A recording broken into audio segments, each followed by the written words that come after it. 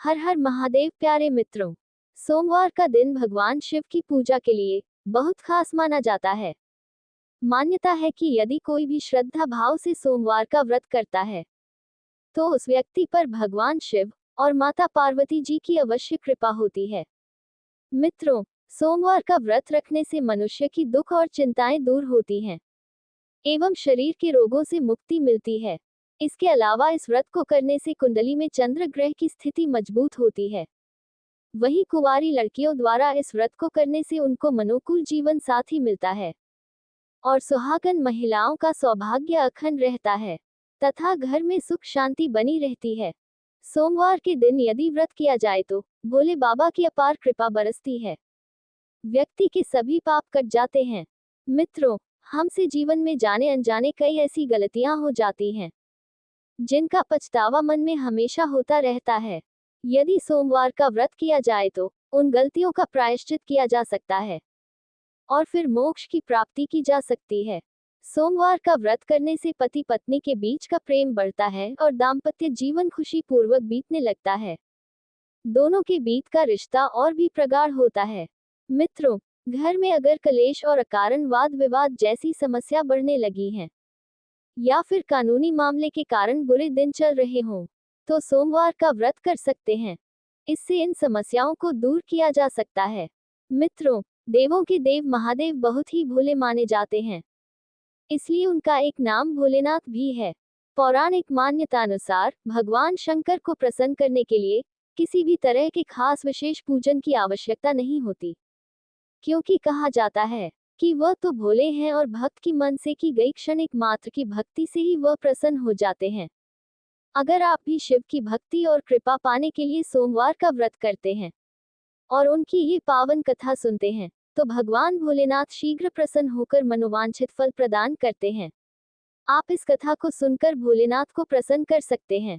मित्रों, यदि आप सोमवार के व्रत करते हैं तो आपको सोमवार व्रत कथा पढ़ना बेहद जरूरी है, क्योंकि इसके बिना आपका व्रत अधूरा माना जाता है।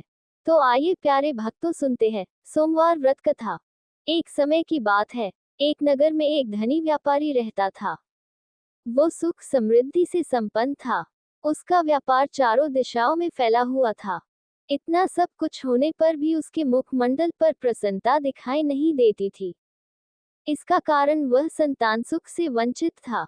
उसे हर पल एक ही डर सताए रहता था कि कहीं अगर मेरी मृत्यु हो जाए तो इतने बड़े व्यापार का उत्तराधिकारी कौन बनेगा। वो भगवान शिव का परम भक्त था और हर सोमवार को पुत्र प्राप्ति हेतु भगवान शिव की पूजा अर्चना किया करता था और संध्या वेला में भगवान शिव के मंदिर जाकर उनके समक्ष घी का दीपक जलाया करता था। उसकी इस भक्ति को देखकर माता पार्वती उस पर प्रसन्न हो गई और भगवान शिव को निवेदन करने लगी कि इस व्यापारी की सभी मनोकामनाओं की पूर्ति आप करें। उत्तर में भगवान शिव बोले, हे देवी, मैं आपकी बात से सहमत हूँ, किंतु इस संसार में हर प्राणी को उसके कर्मों के अनुरूप फल की प्राप्ति होती है। अतः जो भी प्राणी जैसा कर्म करता है उसे वैसे ही फल की प्राप्ति होती है। शिव जी के ऐसे वचन सुनने पर भी माता पार्वती ने उनकी बात नहीं मानी और बार बार उनसे उस व्यापारी की मनोकामना की पूर्ति हेतु अनुरोध करती रही। अंत में माता पार्वती के आग्रह को देखते हुए भगवान भोलेनाथ को उस व्यापारी को मनोवांछित वर अर्थात पुत्र प्राप्ति का वर देना ही पड़ा।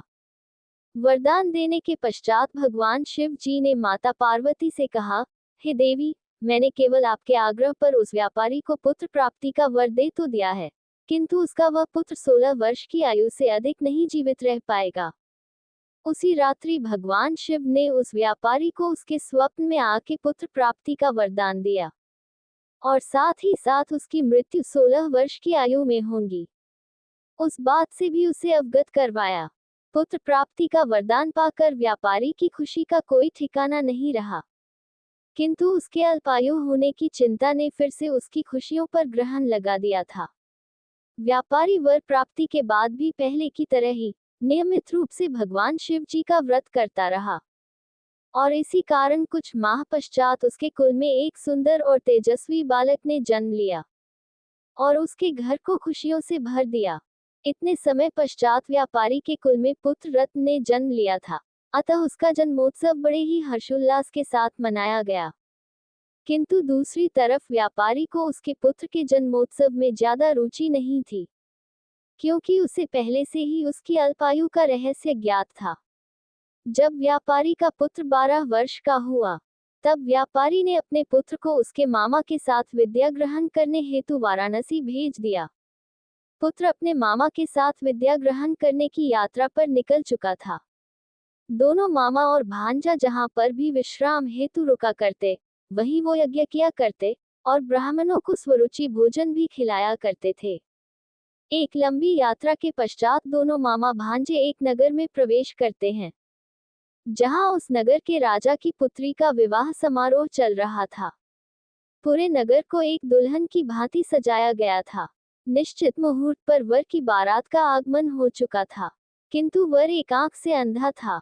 इस कारण वर का पिता उसके बेटे की एक आंख से अंधा होने पर बहुत चिंतित था, क्योंकि उसने यह बात कन्या के पिता को अभी तक नहीं बताई थी।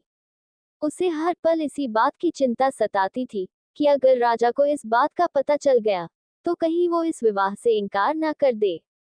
अगर ऐसा हुआ तो उसकी बहुत बदनामी होगी और इसके पश्चात शायद उसके बेटे का विवाह दोबारा कभी नहीं हो पाएगा। वर का पिता अपनी चिंता में सोच ही रहा था कि तभी उसकी नजर व्यापारी के सुंदर और तेजस्वी पुत्र पर पड़ती है। उसे देखती ही वर के पिता को अपनी समस्या से निजात पाने का एक सुंदर उपाय सूझा। उसने सोचा कि क्यों ना मैं राजा की पुत्री का विवाह इस सुंदर युवक से करवा दूं, और विवाह हो जाने के पश्चात उसे अधिक धन देकर यहाँ से विदा कर दूंगा और राजकुमारी को अपने नगर लेकर जाऊंगा। अपनी योजना को वास्तविकता में परिरूप करने हेतु वर के पिता ने व्यापारी पुत्र के मामा से बात की। अधिक धन प्राप्त करने की लालसा में मामा ने वर के पिता की योजना को स्वीकार कर लिया। योजना के अनुसार लड़के को वर के परिधान पहनाकर राजकुमारी से विवाह करवा दिया गया। विवाह के संपन्न होते ही राजकुमारी के पिता ने उन्हें बहुत सा धन देकर विदा किया। यहाँ जब लड़का राजकुमारी संग लौट रहा था, तो आत्मग्लानि के चलते वो राजकुमारी से सत्य नहीं छिपा पाया और उसने सारी बात राजकुमारी की चुन्नी पर लिख डाली।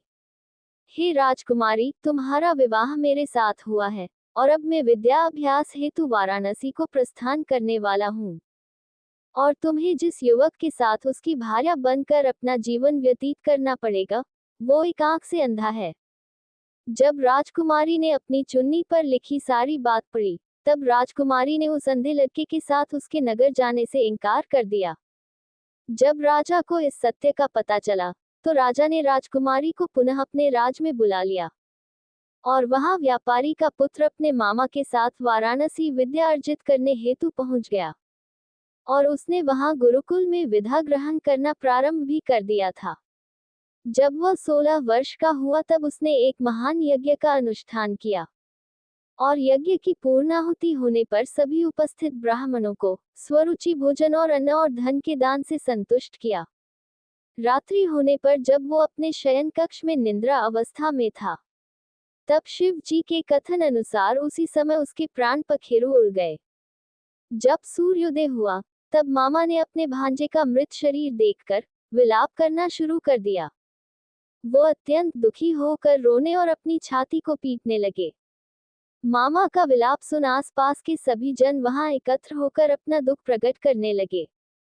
उसी समय भगवान शिव और माता पार्वती उसी प्रदेश में भ्रमण कर रहे थे और उन्होंने व्यापारी पुत्र की मृत्यु पर मामा का ये विलाप सुना।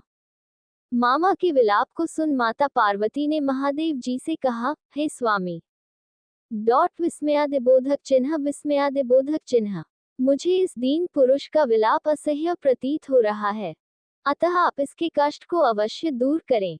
माता पार्वती के आग्रह पर जब भगवान शिव और माता पार्वती ने अदृश्य होकर उस स्थल पर निकट जाकर देखा, तो महादेव पार्वती जी से बोले, हे देवी, ये तो वही व्यापारी का पुत्र है जिसे मैंने 16 वर्ष की आयु का वरदान दिया था। आज उसकी आयु समाप्त हो गई है। माता पार्वती फिर अपने वात्सल्य के भाव को दर्शाते हुए भगवान शिव से निवेदन करने लगी और उस व्यापारी पुत्र के प्राण पुनः स्थापित करने को आग्रह करने लगी।